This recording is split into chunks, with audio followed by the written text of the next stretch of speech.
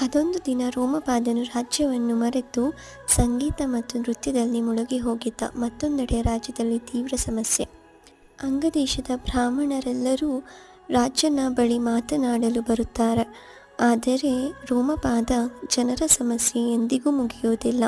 ಅವರ ಜನ್ಮ ಇರುವವರೆಗೂ ಅವರ ಸಮಸ್ಯೆಗಳು ಇರುತ್ತದೆ. ಅದಕ್ಕೆ ನಾನೇನು ಮಾಡೋಕ್ಕಾಗುವುದಿಲ್ಲ ಎಂದು ಅವಮಾನಿಸಿ ಬ್ರಾಹ್ಮಣರಿಗೆ ಕಳುಹಿಸುತ್ತಾನೆ. ನೊಂದ ಬ್ರಾಹ್ಮಣರು ರಾಜ್ಯವನ್ನು ಬಿಟ್ಟು ಹೋಗುತ್ತಾರೆ. ಅದನ್ನು ತಿಳಿದು ಕೂಡ ರೋಮಪಾದ ತಡೆಯುವುದಿಲ್ಲ. ಹೋಗಲಿ ಎಂದು ಸುಮ್ಮನಿದ್ದು ಬಿಡುತ್ತಾನೆ. ಆನಂತರ ರಾಜ್ಯದಲ್ಲಿ ಸಮಸ್ಯೆಗಳು ಜಾಸ್ತಿಯಾಗುತ್ತವೆ. ನಂತರ ರಾಜ್ಯಕ್ಕೆ ಋಷಿ ಶೃಂಗರನ್ನು ಕರೆದು ಯಜ್ಞ ಮಾಡಲು ಯೋಚಿಸುತ್ತಾನೆ. ತನ್ನ ಮಗಳಾದ ಶಾಂತಾಳನ್ನು ಋಷಿ ಶೃಂಗರಿಗೆ ಕೊಟ್ಟು ಮದುವೆ ಮಾಡುತ್ತಾನೆ. ಮದುವೆಯಾಗಿ ಹೋದ ಶಾಂತಾಳನ್ನು ದಶರಥ ಹಾಗೂ ಕೌಸಲ್ಯ ನೋಡಿ